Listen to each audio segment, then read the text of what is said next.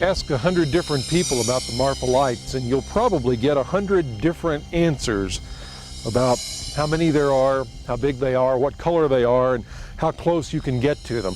The one thing most folks seem to agree on, though, is that if you'll come to this spot off Highway 90 about this time of day, pretty soon you'll notice that there's something out there, and nobody knows exactly what it is. In January of '88. What happened? Oh, well, I was coming from Alpine. My daughter was with me, and it was about 10:30 at night, and she was the one that spotted them first. I see several lights. Sometimes there's one, sometimes there could be 5. They dim, they brighten, then they move, and sometimes they line up, sometimes they split. And they're different from any other light.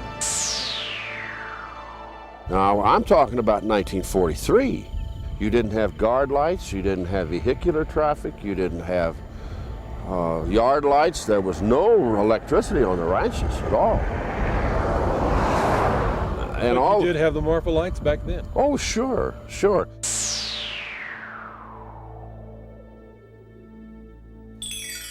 On the West Texas Flats, southeast of El Paso, the ghost lights of Marfa continue to glow. I've watched them for hours, shining bright as can be, like the love light shining in her eyes, another mystery.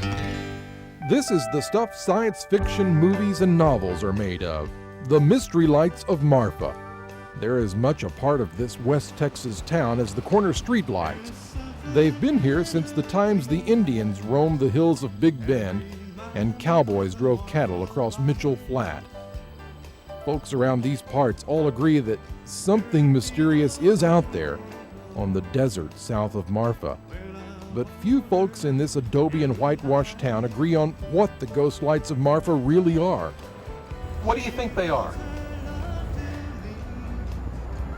I don't know. All this time, I think they might be UFOs. That's my belief. That's what I think. Armando Gutierrez has been fixing Marfa's headlights most of his life, but he never concerned himself with the mystery lights until about 15 years ago. What do you think they are? Gosh, I don't know. A lot of people ask me the same question. I think it's got to do with the minerals in the soil. Maybe there's some kind of substance in there that does that, you know, just in that particular area, you see. Back in World War II, the Army had an air base near Marfa. The only visible lights were in town. Edison's invention hadn't made it to the surrounding farm and ranch houses. That's when pilot Fritz Call first saw the Marfa Lights. With black as the ace of spades out here at night. And we could see these strange little lights off in the distance. What about the stories about a big ball of fire coming up and buzzing you around and coming in the car? I'm sorry, I have absolutely no, I just can't stand that sort of prevarication, because that's what it is. It's a gross miscarriage of justice to these little devils, because they're friendly. The Marfa Chamber of Commerce president says this isn't a publicity stunt to boost tourism in the town. Scientists and mystery solvers have been unable to explain the hue of flickering lights. Basically, I like the folklore aspect of it, and that is it's the Mescalero Apache chief Alzate looking for his tribe. That's the explanation. Kind of romantic anyway. It's romantic. That's the real explanation. It's Alzate. Disappeared. Researchers say that most of what everyone sees are probably car lights, but there are still some lights the scientists are not able to explain, like this one that we slowed down, shooting off in a squiggly line from near the radio tower at the lower left.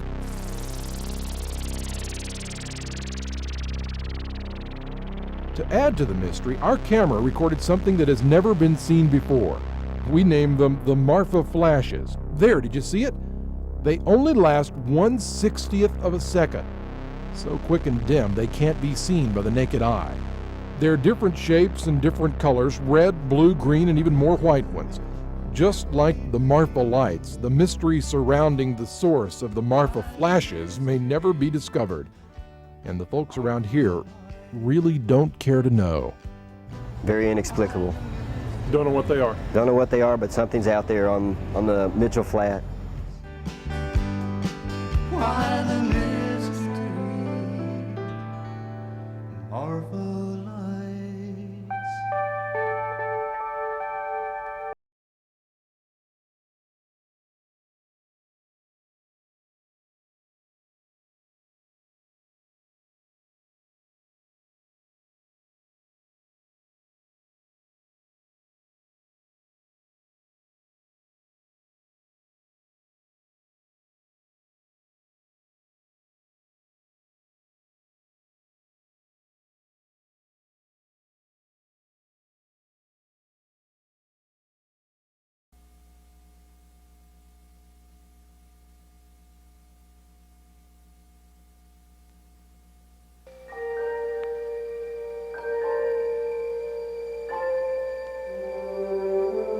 Appearing nightly in the desert, just outside Marfa, the lights are one of the longest-standing, unexplained phenomena in the United States. Explanations run the scale from a UFO landing base to uneasy spirits of long-dead Indians. But one thing is certain, the lights are there. While some people in Marfa would prefer not to talk about these glowing lights, no one will deny they exist. The Chamber of Commerce will be glad to give you directions on how to go about viewing them, and the El Paisano Hotel even conducts a regular tour. We take people here at the hotel, usually on Saturday night. We have a scenic route that we take folks on, and part of it's the Marfa Lights. And what we enjoy most that I do is taking people out that don't believe it. When you first start looking at them, you think they're car lights. But when they split up, one jumps this way and one jumps that way, well, it can make a believer out of you real quick. My experience, when we tried to walk across the desert and catch up with them, it seemed like they always stayed just a few steps ahead of us. We could never get real close to them. So maybe they do possess intelligence. Maybe they do. Maybe they know what we're doing. Kirby Warnock has been interested in the Marfa Lights ever since he first saw them as a child. He recently spent over a year in research for an article about the lights published in Southwest Airlines magazine. Kirby agreed to be our guide in our quest to learn more about the lights. Have you ever seen the lights? Oh, yes, many, many times. Our first stop was at the home of Mrs. Julia Plumley. Now, her father was one of the first people to report a sighting of the Marfa Lights. He came out here as 16 years old in 1883. And they unloaded a big herd of cattle at Alpine, which was then Murphyville. Soon after settling in the Marfa area, the cowboys began seeing lights that they could not explain. But they believed in the lights. Oh, they knew it was there, and there wasn't any other lights in those days, you know. So it couldn't have been car lights or anything like that? That's right.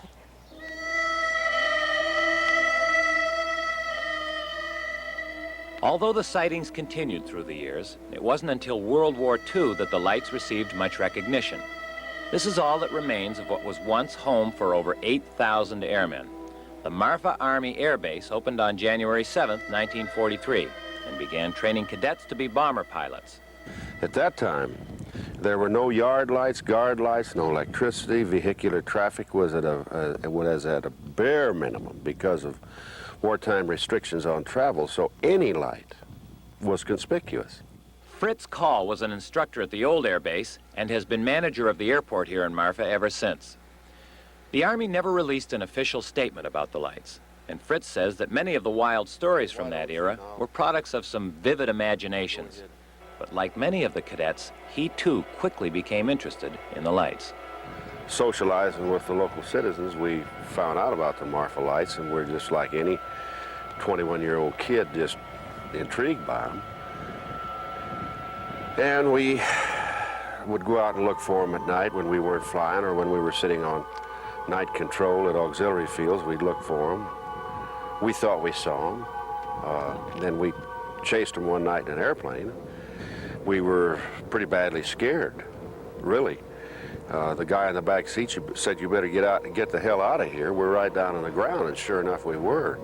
Fritz's close brush with death didn't end his fascination with the lights, and though he doesn't chase them in planes anymore, he has continued to make sightings over the years.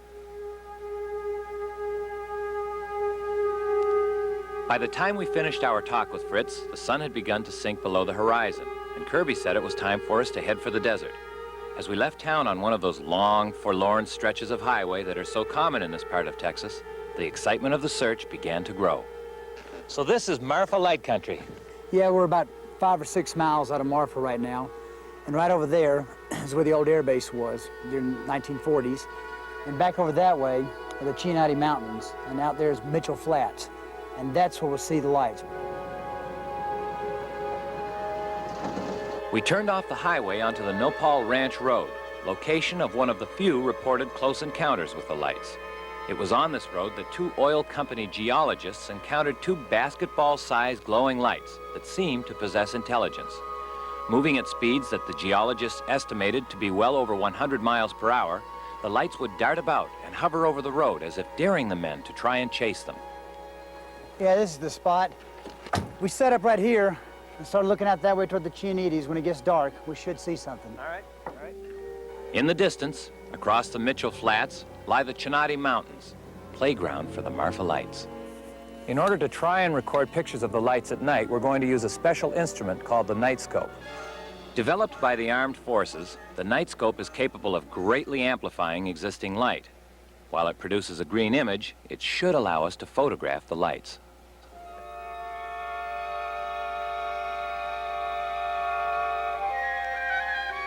With all our equipment in place and checked out, and the darkness of the desert falling, we anxiously awaited the light's appearance.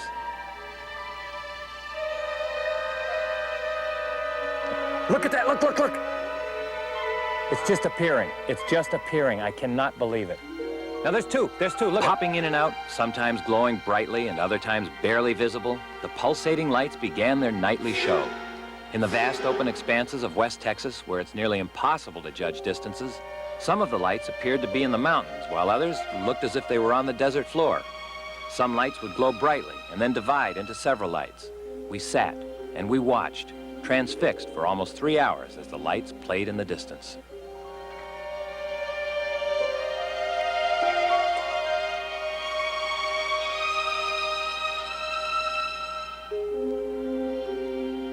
What do the local town folk think of these things? Well, I think they're very passive about it. And I think one school of thought is they hope nobody ever finds them. They're ours, they're here, we like them, and it's a nice mystery to have. It's a local phenomena. It's not the only one in the world, and it's very pleasant.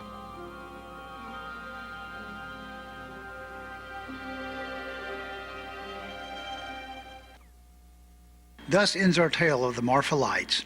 If you would like to see them yourself, take Highway 67 between Alpine and Marfa, then park at the Marfa Lights viewing site. Then make up your own mind and decide for yourself.